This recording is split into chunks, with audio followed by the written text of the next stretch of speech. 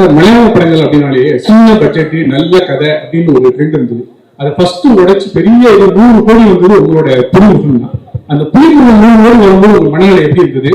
இந்த படத்தோட பட்ஜெட்டே அதோட 2 மடங்கு கொடுக்கு, இது ஒரு 1000 கோடி, இந்த புஷ்பா 2 தாண்டி 1500 கோடியை தாண்டி வருமா? எப்படி ஃபீல் பண்றீங்க? இந்த கோடி கணக்கெல்லாம் நமக்கு தெரியாது. கிரியேட்டட் a good film இல்லையா? இந்த கோடிக்காகத்தான் படம். How do you know? எப்படி தெரியும் இந்த படம் 27க்கு அப்புறம் படம் எல்லாரும் பார்த்து தானே சொல்ல முடியும். ஸோ அதுக்காக ஒரு பட்ஜெட்டு, இந்த படம் இவ்வளோ கலெக்ட் பண்ணும் அந்த மாதிரி அல்ல. திஸ் இஸ் ஒரு second part of Lucifer. So அது எவ்வளோ நல்லா எடுக்க முடியும் அது நம்ம எடுத்திருக்கேன். இனி நீங்கள் தான் பார்த்துட்டு அது ப்ளஸ் பண்ணி தேங்க்யூ 1000 கோடி கிடைச்சா நல்லது. உங்கள் நாக்கு பொண்ணா இருக்கட்டும்.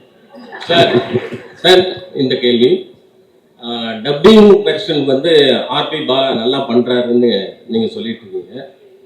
அவருடைய டைரக்ஷன்ல நீங்க நேரடி படம் பண்றதுக்கு ஐடியா இருக்கா?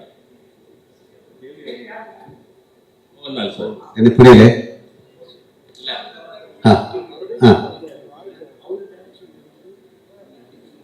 அவரு கூப்பிடல, நான் என்ன பண்ணும்? அவரு பிருத்விராஜ் சார் கூப்பிட்டாச்சா? இல்ல சார், அவரு ஒன்றுமே சொல்லல. Prithviraj sir, right here. Yeah. This is for you.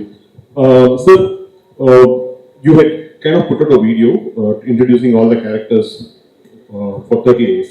And in that, while introducing your character, you said that as a director, this film, the first part was kind of complicated because there are several characters in it. And the second part is going to be even more complicated because more characters are going to come out. For someone who's not watched the first part, will it be possible for them to understand the story? Yeah, good question actually. So I have also answered this in multiple platforms across our promotional campaign. In the padam vandu design pannirukra vidhamai vandu my writer Murli Gopi and I, we were very particular. Idu standalone film ah kuda this should be able to exist. Adhe quality idoda in the franchise oda third part appadidha pannanum aasaiya irukku. So for the question that you asked me, first part paakala kuda you will completely understand the plot, story, narrative, everything of second part. நீங்க தியேட்டர்ல உட்கார்ந்துட்டு இருக்கும்போது ஒருவேளை if someone claps for a particular dialogue, somebody who's not seen the first part might think, yeah, இதுக்கே போய் கத்துறேங்கிற ஒரு thought would come. Like little recall, throwbacks அப்படியெல்லாம் இருக்கிறது மேல it's a completely standalone film. But having said that, இதுக்கு வந்து நான் first part முடியும் போது ஒரு second part இல்லைன்னா கூட the story is complete-ங்கிற மாதிரி ஒரு ஆர்க்ல தான் போய் முடிச்சிருக்கோம் அந்த படம். செகண்ட் பார்ட்டை பொறுத்த வரைக்கும் I have taken a chance as a filmmaker. ஏன்னா செகண்ட் பார்ட் முடியும் போது ஒரு தேர்ட் பார்ட் பார்த்தா தான் அந்த ஸ்டோரி ஃபுல் ஆகுங்கிற ஒரு பாயிண்ட்ல தான் இந்த படம் முடிய போகுது. That's the only difference. என்னை பொறுத்த வரைக்கும் what I'm hoping for is that second part பார்த்து ஃபர்ஸ்ட் பார்ட் பார்க்காத ஆளுங்க வந்து இந்த படம் பார்த்துட்டு அந்த படம் பார்க்கணும்னு நினைச்சு they should go and revisit that film-ங்கிறது தான் என்னோட ஆசை. I hope that happens. Rajesh டியூரேஷனா நான் எடுத்த படம் 2 hours and 49 minutes சார். நம்ம படத்துல ஒரு ட்ரெடிஷன் இருக்கு 20 minutes தேங்க்ஸ் கார்டு எல்லாம் போடுவாங்கல்ல, அதான் அந்த சோ 3 hours வரும் ஆக்சுவலி. இது வந்து கேரளா பாலிடிக்ஸ் பத்தி மட்டுமா இருக்குமா இல்ல தமிழ் ஆடியன்ஸும் கரெக்ட் பண்ணிக்கிற மாதிரி இருக்கும்? இந்த படம் பொலிட்டிக்ஸே பத்தியே கிடையாதுமா. அது இல்ல ஒரு டயலாக் அது.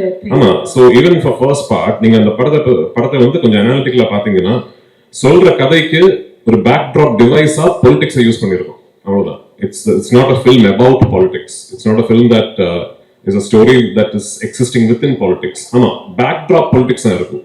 ஆமா, இப்போ நான் இது கேரளாவில இருந்து வர படம்ங்கிறதுனால backdrop is Kerala politics. But அதுல சொல்லக்கூடிய கதை வந்து எந்த நாட்டிலையும் எந்த பொலிட்டிக்கல் சினாரியோலையும் இனிமே பொலிட்டிக்ஸ் இல்லாம இன்னொரு சினாரியோல கூட உங்களுக்கு அந்த கதை இமேஜின் பண்ணிடலாம். So it's that way quite neutral in its existence, I would like to believe. Prithvi sir, Rajesh. Yes. Trailer very istapattu, all the best. Thank you. ஆக்சுவலா நீங்க வந்து ட்ரெய்லர்ல ஒரு விஷயம் இது பண்ணிருந்தீங்க, அந்த ரஜினியோட பாலிடிக்ஸ் விஷயத்தை பத்தி அது நீங்க இன்டர்வியூ சொல்லியிருந்தீங்க. ஸோ ரஜினி சார் 1990 பேஸ் கதையில ஒரு இன்சிடென்ட் நீங்க ஹைலைட் பண்ணிருந்தீங்க. ஸோ அதை வந்து ரஜினி சார் வெயிட் பண்ணும்போது ரஜினி சார் பத்தி சொல்லியிருந்தாங்க இல்ல சௌந்தர்யா ஏதாவது சொல்லியிருந்தாங்களா? இல்ல சார் கிட்ட சொல்லல. ஐ மீன் எனக்கு தெரியல, உண்மையா கூட எனக்கு தெரியல, எங்கேயோ படிச்சது. அப்படி அவரோட வண்டி ஏதோ பிளாக் பண்ணிடுச்சு. ஸோ பயங்கரமா கும்பல் வந்ததுங்கிற எங்கேயோ I read it somewhere. And then we were devising Lal sir's entry in part 1. எனக்கு ஒரு இன்ஸ்பிரேஷனா இருந்தது. I thought that would be a nice incident to get inspired from as a filmmaker. அது எங்களுக்கு வந்து for us in Kerala we only read about it. அப்படி ஒரு legend அவ்வளவுதான். ரஜினி சார் வந்து பார்க்க போனது வந்து I had just finished taking the final out of my trailer from Radhakrishnan sir's studio. So எடுத்து முடிச்ச உடனே I wanted to show him my trailer first. ஏன்னா நடுவில் வந்து I had the opportunity to do a film with him and I could not. அதனால pull off பண்ண முடியல. So I called Soundarya and I asked her if I can come and show him. And he was very gracious. அவர் வீட்டில் வந்து invite பண்ணி and he saw the trailer multiple times and நிறைய வார்த்தைகள் பேசினேன் and I'll never forget it. Sir, Patri sir. Yes, sir. Sir, yes, sir. Yes, sir. So, first of all, congrats and all the best for a big hit. Thank you so much. Sir, இப்போ வந்து ஆக்சுவலா Lal sir, மஞ்சு ma'am எல்லாமே Tamil ஆக்ட்ரஸ்ன்றதுனால question கொஞ்சம் வேற மாதிரி கேட்குறேன். In case Lucifer 3 எடுக்கிற idea இருந்ததுன்னா சென்னையில இருந்து ஏதாவது ஒரு ஆக்டர் கூட ஆக்ட் பண்ணிக்க முடியுமா? ஏன் 2 இருக்கு? அப்படியா? ஆமா. ஓகே. Mohan Kishore இருக்காங்க and then there are I think there are multiple people from Tamil speaking actors and maybe not big stars.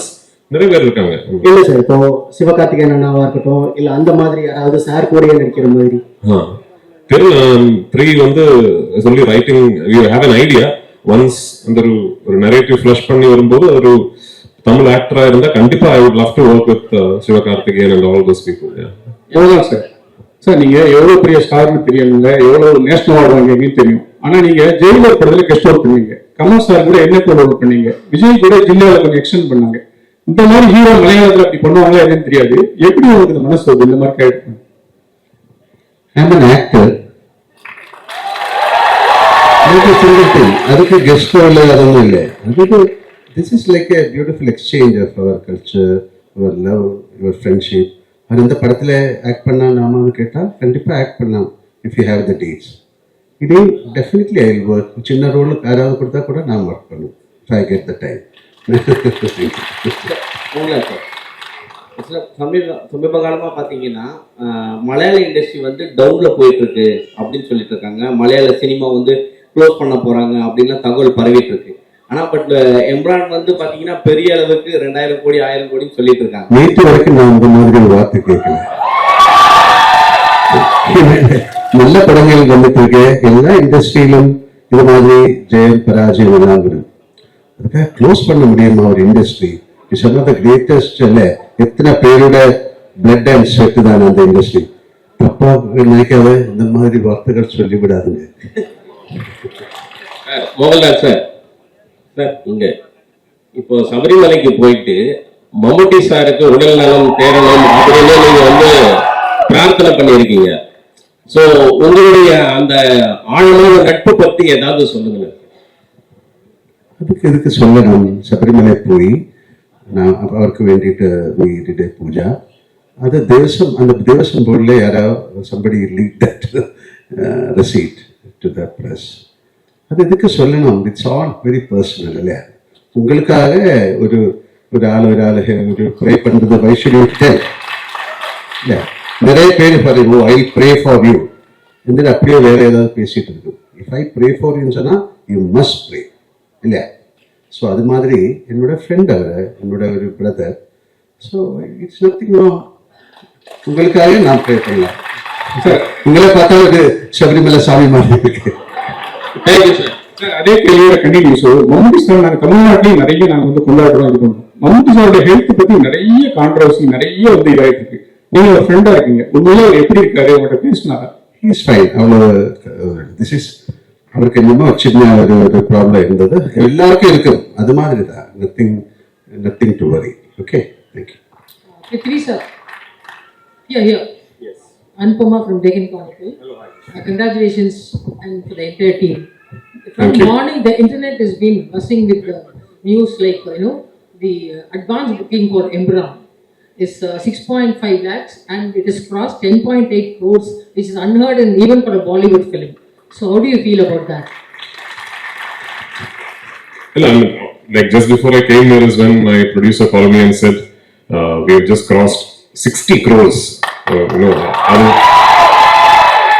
mean, globally, worldwide. So all of us were quietly confident that the film would be met with a lot of excitement and anticipation. But this is way beyond our dreams. So, legend. உண்மையா சொல்ல போனோம்னா இது எதிர்பார்க்கல actually. இது வந்து ஒரு very successful film ஓட follow up. அந்த ஒரு excitement இருக்கும். All that we knew, but this is just way beyond anything that we could have imagined. And I'm very, very humbled and thankful for it.